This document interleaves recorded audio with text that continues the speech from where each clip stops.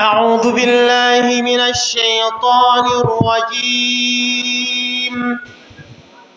بسم الله الرحمن الرحيم. يوم يجمع الله الرسل فيقول ماذا أجبتم قالوا لا علم لنا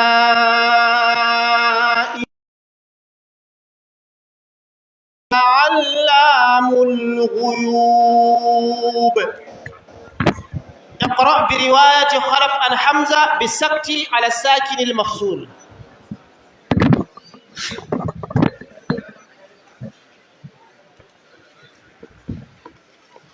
أعوذ بالله من الشيطان الرجيم. بسم الله الرحمن الرحيم. يوم يجمع الله الرسل فيقول ماذا أجبتم قالوا لا علم لنا إنك أنت علام الغيوب.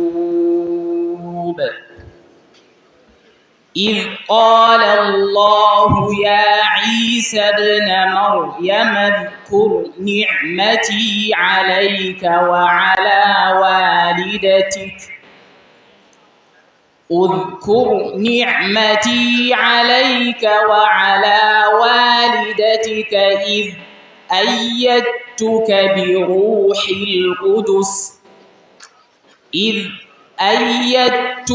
بروح القدس تكلم الناس في المهد وكهلا وإذ علمتك الكتاب والحكمة والتوراة والإنجيل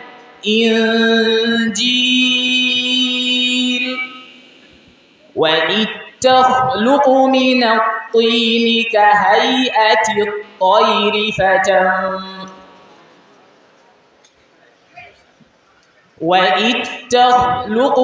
الطين كهيئة الطير بإذني فتنفخ فيها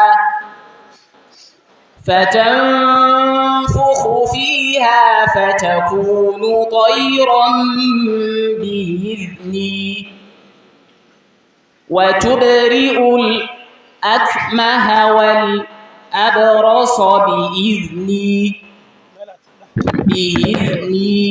wancan kai tasiri shi wannan suka inda wancan kai ta hakiki sai ke wannan hakiki na'am istami wa id tukhrijul maut bi'izni wa id kafaftu bani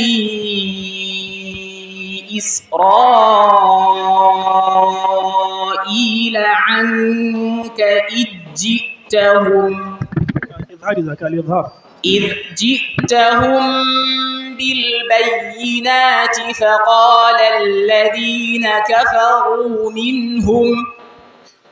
فقال الذين كفروا منهم إن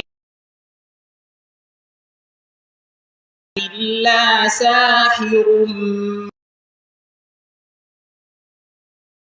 وإذ أوحيت إلى الحواريين أن آمنوا بي وبرسولي قالوا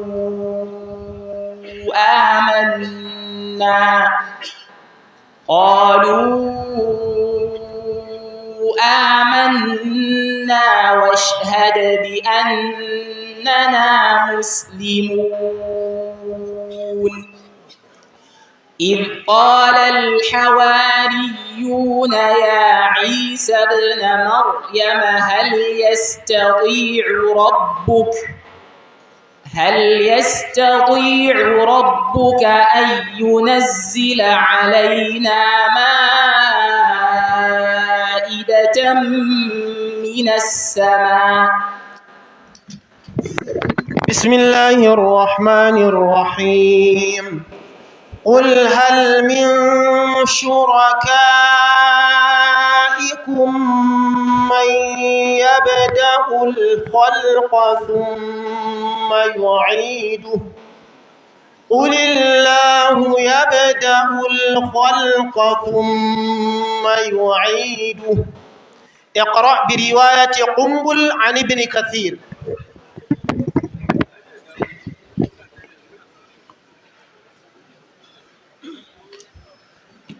بسم الله الرحمن الرحيم قل هل من شركائكم من يبدأ الخلق ثم يعيده قل الله يبدأ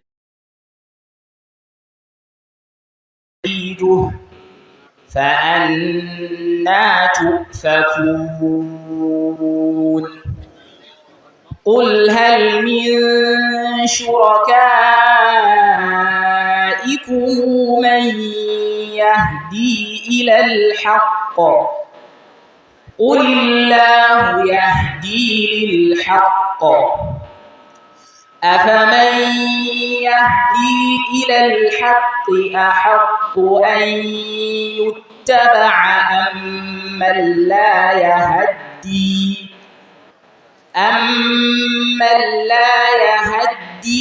إلا أن يهدى فما لكم كيف تحكمون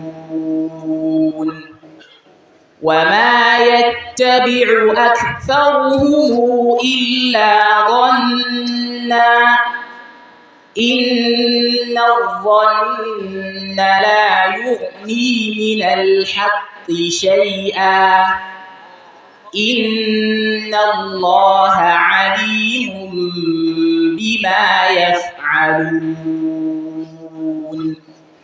وما كان هذا القرآن أن يفترى من دون الله ولكن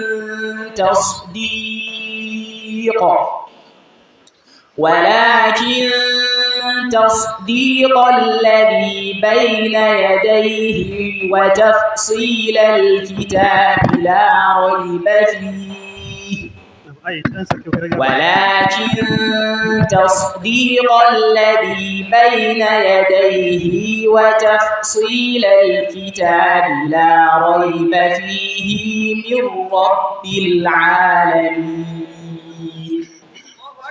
أم يقولون افتراه قل فأتوا بسورة مثله وادعوا من استطعتم من دون الله إن كنتم صادقين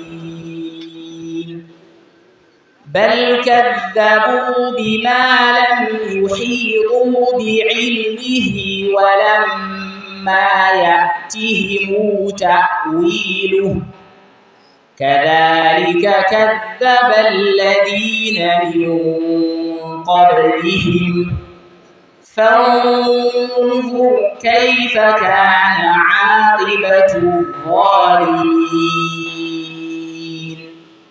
ومنهم من يؤمن به ومنهم من لا يؤمن به وربك أعلم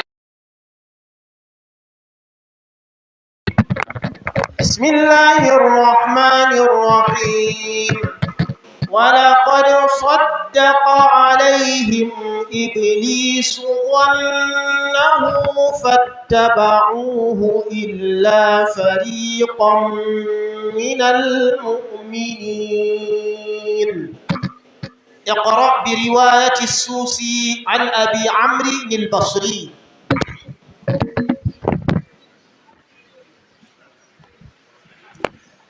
بسم الله الرحمن الرحيم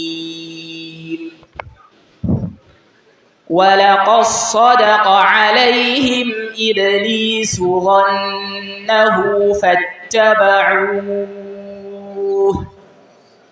فاتبعوه إلا فريقا من المؤمنين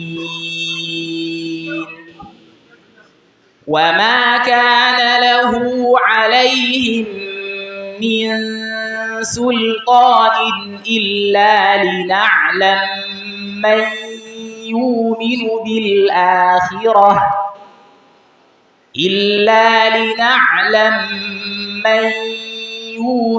بالآخرة ممن هو منها في شك وربك على كل شيء حفيظ. قل ادعوا الذين زعمتم من دون الله لا يملكون مثقال ذرة في السماوات ولا في الأرض وما لهم فيهما من شرك وما له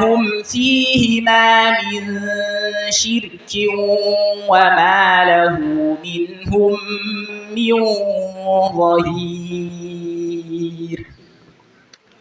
ولا تنفع الشفاعة عنده إلا لمن أذن له حتى إذا فزع عن قلوبهم قالوا ماذا قال ربكم قالوا الحق وهو العلي الكبير. قل من يرزقكم من السماوات والأرض قل الله وإنا أو إياكم لعلى هدى أو في ضلال مبين. قل لا تسألون عما أجرمنا ولا نسأل عما تعملون. قل يجمع بيننا ربنا ثم يفتح بيننا بالحق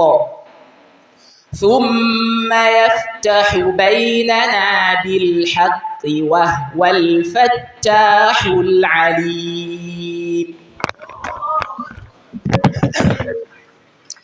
بسم الله الرحمن الرحيم وجعلوا له من عباده جزءا إن الإنسان لكفور مبين.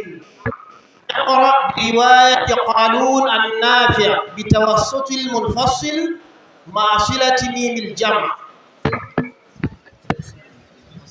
نعم بتوسط المنفصل نعم صلة ميم الجمع. من فضلك أعد من فضلك. وجعلوا له من عباده جزءا إن الإنسان لكفور مبين.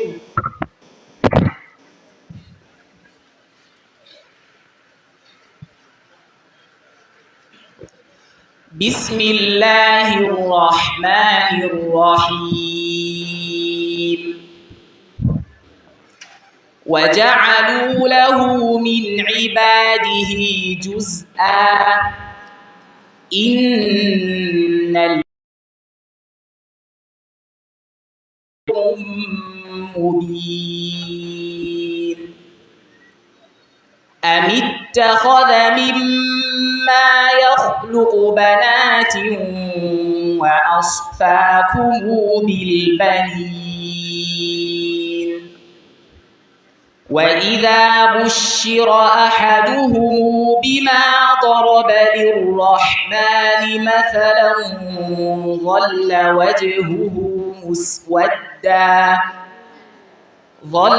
وجهه مسودا وهو كظيم أومن ينشأ في الحلية وهو في الخصام غير مبين وجعلوا الملائكة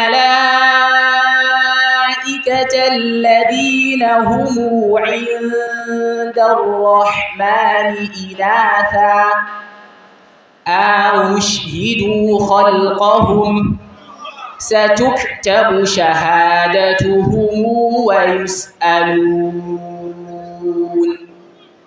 وقالوا لو شاء الرحمن ما عبدناهم ما لهم بذلك من علم إن هم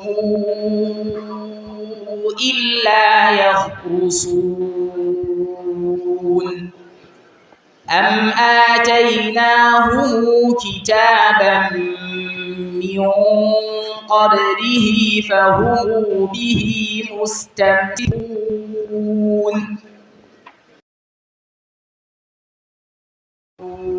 إنا وجدنا إلا قال مترفوها إنا وجدنا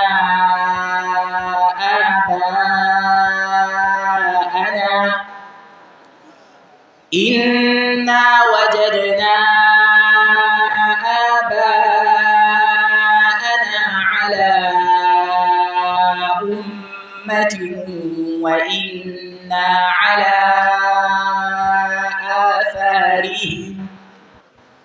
وإنا على آثارهم مقتدون.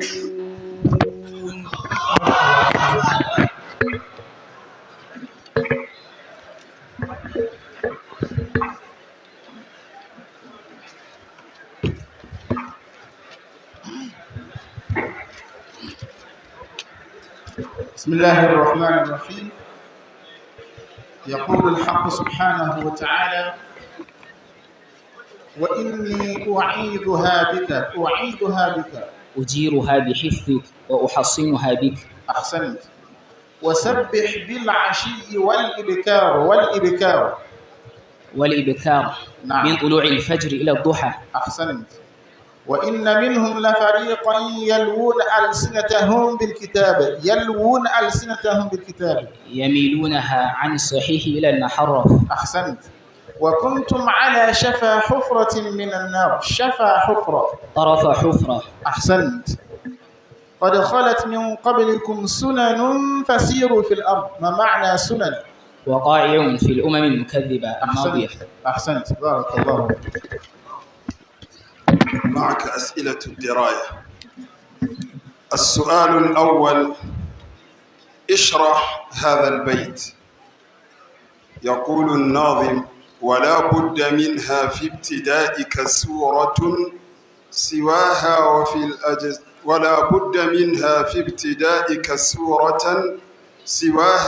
الأجزاء خير من تلا. بسم الله الرحمن الرحيم. يقول الناظم رحمه الله تعالى: ولا بد منها في ابتدائك سورة سواها وفي الأجزاء خير من تلا. هذا البيت ذكره الناظم في باب البسملة، فقال: ولا بد منها في ابتدائك، أي في ابتدائك سورة، لا بد من الاتيان بالبسملة عند الابتداء قبل أن تشرع إلى في أول السورة. نعم، بداية السورة. فلا بد منها في ابتدائك سورة سواها، أي سوى سورة البراء، سورة براء. وفي الأجزاء بمعنى غير ابتداء السورة خير من تلا، للقارئ له اختيار، إن شاء يقرأ بالبسملة وإن شاء يترك البسملة. الإجابة صحيحة. أحسن. السؤال الثاني: اذكر استثناءات السوسي في إبدال الهمز المفرد. له 5 أنواع من الاستثناءات، اذكرها. الأنواع: نعم. أولا ما كان سكونه علامة للبناء، ثم ما كان سكونه علامة للجزم، ثم ما كان سكونه أخف، إذا قرأ بسكون يكون أخف، ثم ما كان سكونه إذا همزه أخف، ثم ما كان يشبه لغة أخرى، ثم الذي ما يخرجه الإبدال من لغة إلى أخرى، ثم الذي يلتبس ما ترك همزه يلبسه بغيره. نعم. الإجابة صحيحة. السؤال: أبي عمرو في ألفات بعدها راء متطرفة مجرورة، وما الدليل؟ يميلها. والدليل؟ وفي ألفات قبل طرف أتت بكسر أمل تدعى حميدا وتقبلا. الإجابة صحيحة. السؤال الرابع: كيف قرأ السوسي يا في قوله أتمدونني بمال من سورة النمل، مع الدليل؟ أتمدونني بمال. كيف قرأها؟ قرأ بإثبات الياء، أتمدونني. في أي حال؟ في حالتي الوصل والوقف. أتمدونني في حالة الوصل، وفي حالة الوقف يحذفها. والدليل؟ تمدونني سما فريقا ويدعو الدائحة. لا.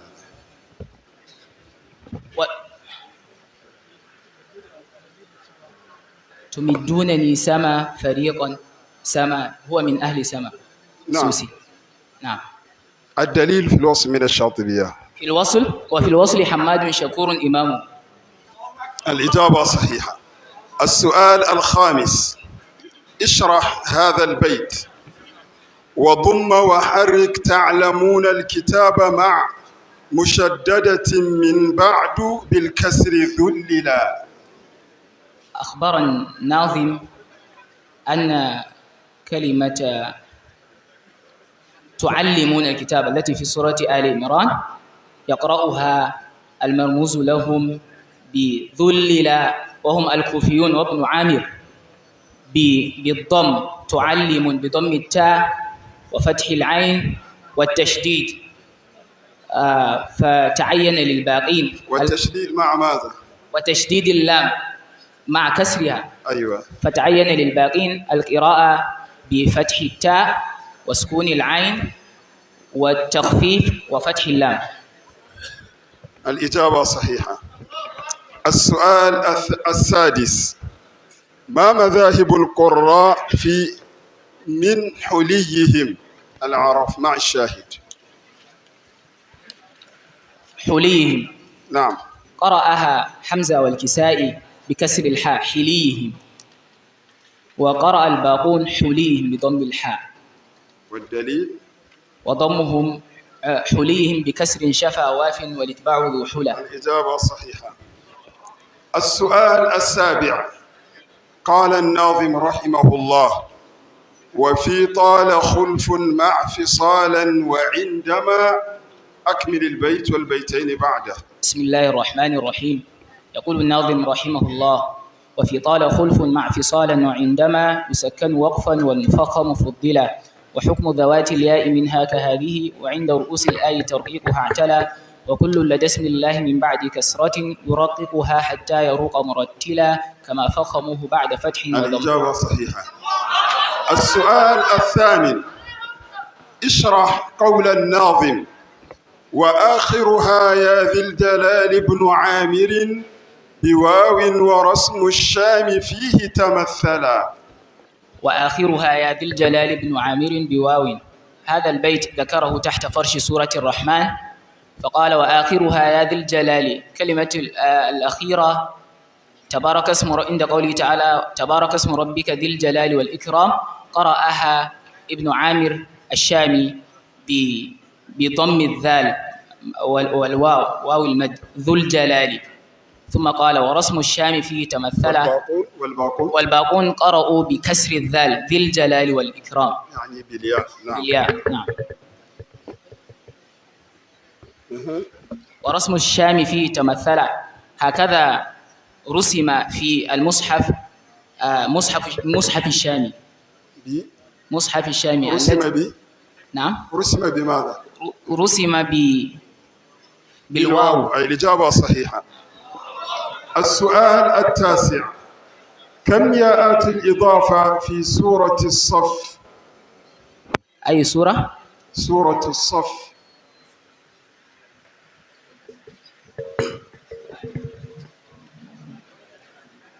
كم عددها؟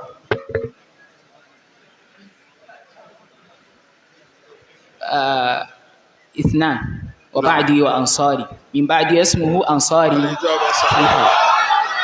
السؤال العاشر والأخير: اقرأ من قول الناظم رحمه الله: وفي الخفض في الله الذي الرفع عم خاء. واصل بالقراءة. بسم الله الرحمن الرحيم. وفي الخفض في الله الذي الرفع عم خالق امدده واكسر وارفع القاف شلشلا، وفي النور واخفض كل فيها والأرضها هنا مصركي يكسر لهمزة والصلة، كها وصل نول الساكنين وقطرب حكاها مع الفراء مع ولد العلا، وضم كفا حسن. بارك الله.